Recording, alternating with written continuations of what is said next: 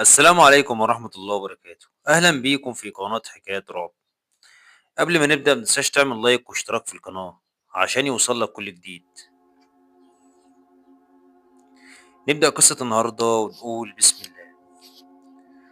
لما وصلت السينما تاني يوم العيد أنا وضحى خطيبتي كانت بالمنظر اللي انتوا شايفينه ده. الكراسي مطربة ومكسرة زي ما تكون مهجورة ومحدش بيدخلها.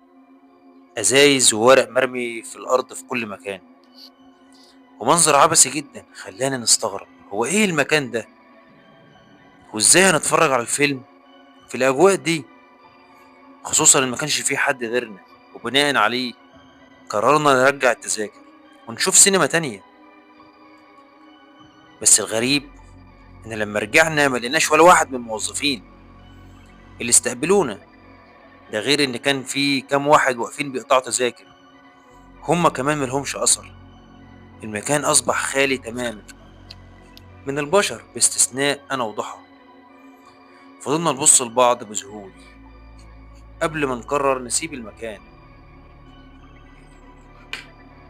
المكان المريب ده فورا. بس الأغرب إن لما وصلنا للمكان اللي دخلنا منه لقينا مفيش باب أصلا، مفيش أي مكان للدخول ولا الخروج. ما بقيناش مصدقين نفسنا، أمال إحنا دخلنا إزاي؟ أنا متأكد إن كان في باب في المكان ده اللي إحنا واقفين فيه. خدتها من إيديها وفضلنا نلف في كل أرجاء السينما ندور على مكان الخروج. التوتر زاد لما لقيت كل حاجة حواليا مكسرة، لحتى السلم اللي بيطلع على الدور التاني متهالك وكان بيتهز واحنا طالعين عليه. في الوقت ده ضحى كانت بدأت تنهار من الخوف وفضلت تعيط. ما بقتش عارف اقول لها ايه، انا نفسي مش فاهم حاجة. لحد ما فجأة سمعت صوت عالي جدا ودوشة جاية من المكان اللي دخلنا منه اول مرة، اللي المفروض الفيلم بيتعرض فيه، اللي هو في الصورة قدامك ده.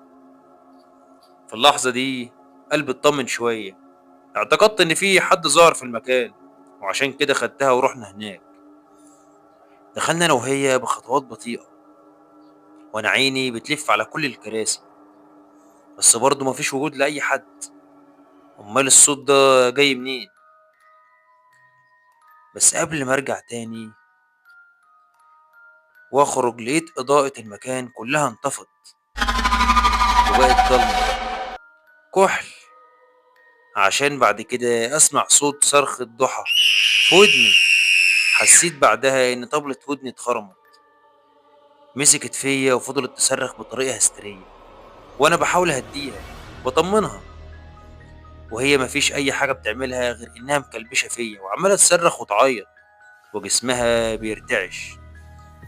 فجأة لقيت الشاشة الكبيرة نورت وفي زي كشاف أو ضوء عمودي نازل من السقف علينا احنا الاتنين، منور المكان اللي احنا واقفين فيه. بس رفعت عيني عشان أبص على مصدر الضوء، بس ما قدرتش أفتحها. لما رفعت وشي لفوق حسيت إن في مية مغلية أو شطة. نزلت وشي بسرعة وفضلت أدعك في عيني وما قدرتش أرفعها تاني. الوقت ده ضحى كانت هديت شوية لما النور ظهر. هي كانت ماسكة فيا وعمالة تترعش بس مترقبة كل اللي بيحصل بهدوء. وبدأت الشاشة بتاعت السينما تعرض مشهد غريب. شفت نفسي أنا وضحى واقفين بنفس ردود الأفعال والخوف اللي كان على وشوشنا، وهي ماسكة فيا وبترتعش كأن في كاميرا بتصورنا وبتعرض على الشاشة. بس المختلف في المشهد إن المكان اللي كنا واقفين فيه ما كانش السينما، كنا في مكان أشبه كهف في العصور القديمة، ومرمي حوالينا في كل حتة هياكل عظمية لحيوانات. مش حيوانات، بس في جماجم بشرية في المكان. فضلنا نبص لبعض أنا وهي بمنتهى الذهول. المرة دي الصدمة خلتنا نفقد النطق، ما كناش بنتكلم، بس أنا شايف نفسي على الشاشة وأنا ببصلها وهي بتبصلي. كل اللي بيحصل بيتصور دلوقتي،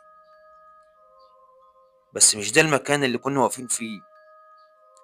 حضنتها وفضلت أبلع ريقي وأنا مش فاهم في إيه اللي بيحصل ده.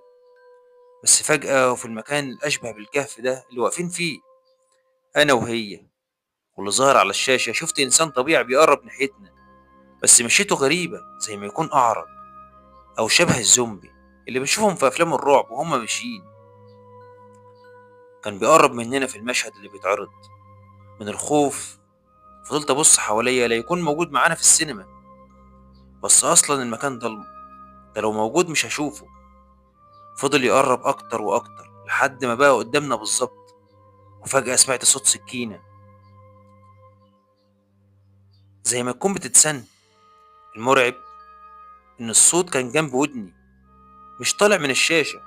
مجرد ما صوت السكينة ده ظهر، كانت رقبة الشخص اللي بيقرب ناحيتنا ده انفصلت عن جسمه تماما، بقى جسم من غير رقبة وخارج منه نافورة دم.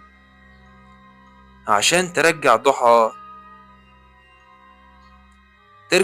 تاني، تحط ايديها الاتنين على ودانها وتفضل تصرخ اكتر من الاول. وكل اللي بيحصل ده انا شايفه قدامي على الشاشة.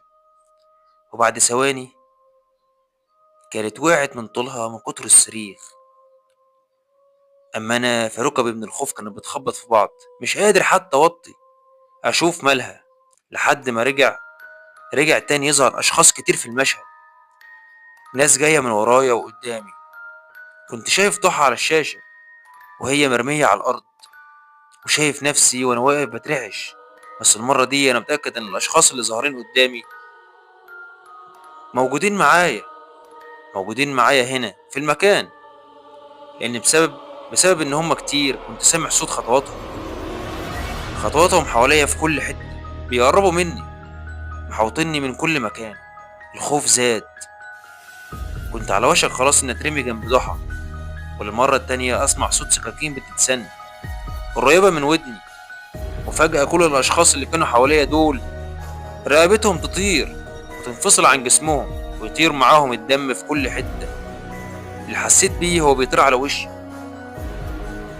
رفعت ايدي بمنتهى الذعر عشان اتأكد ان الاحساس ده حقيقي ولا لا، عشان هتلاقي ايد مليانة دم. شهقت وفضلت ابص على ايدي وانا فاتح بقي، حاسس ان قلبي هيقف خلاص، مش قادر استحمل اللي بيحصل.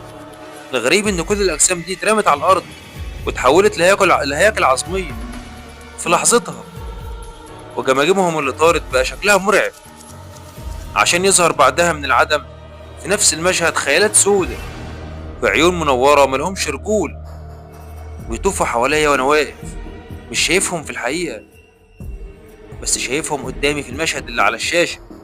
بيلف حواليا بسرعة، وفجأة عملوا عليا دايرة وفضلوا يقربوا مني، عشان بعدها الرؤية تبقى سودة تماما. وحسيت بعدها اني متخدر ومش دريان باللي بيحصل. فتحت عيني لقيت ناس كتير حواليا بتفوقني، تقريبا كنت فاقد الوعي. اول حاجة عملتها لما فتحت عيني فضلت ادور على ضحى، بس اطمنت انها جنبي. بس شكلها كمان هي كانت فاقدة الوعي، وشكلها مدروخ، وفي واحدة ست بتمشي ايديها على وشها بشوية مية. بدأت استوعب اللي بيحصل. الناس قالت لي احنا صحينا الصبح لقيناكم مرميين قدام السينما دي، انت حصل لكم ايه وايه اللي جابكم المكان المهجور ده؟